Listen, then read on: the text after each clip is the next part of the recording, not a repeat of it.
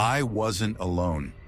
I had been sure of that for weeks, but I told myself I was being paranoid, that the eyes in the dark were tricks of my imagination, that the moving objects, the creaking doors, the footprints somehow had an explanation.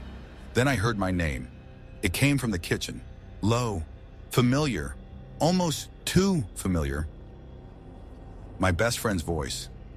Except I had just watched her leave. She had walked out the front door 10 minutes ago. I had locked it behind her. I knew she was gone. And yet, come here. My stomach twisted. It sounded exactly like her. Same pitch, same warmth. But something was off, like someone had taken her voice and flattened it, made it hollow, a trick, a lie. I stayed frozen in my bedroom doorway. A long silence stretched between me and whatever was in the kitchen. My heart pounded in my throat. Then the voice came again. I know you can hear me. I squeezed my eyes shut. No, this wasn't happening. Please. My skin crawled.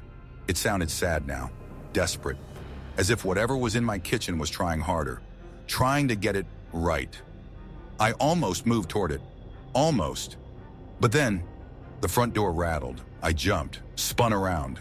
My friend's voice, the real one, drifted in from the hallway. Hey, can you open up? I forgot my keys. The blood in my veins went cold. My hands trembled as I reached for the lock.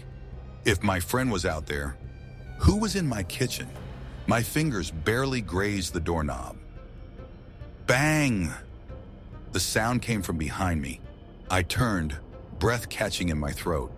The kitchen light was off, but I could still hear it breathing.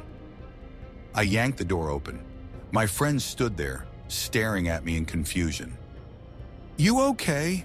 She asked. I wasn't, because from the darkness behind me, the breathing had stopped, and a whisper in my best friend's voice murmured, Don't let her in.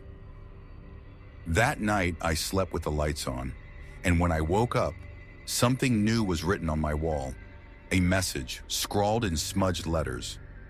You can't trust her.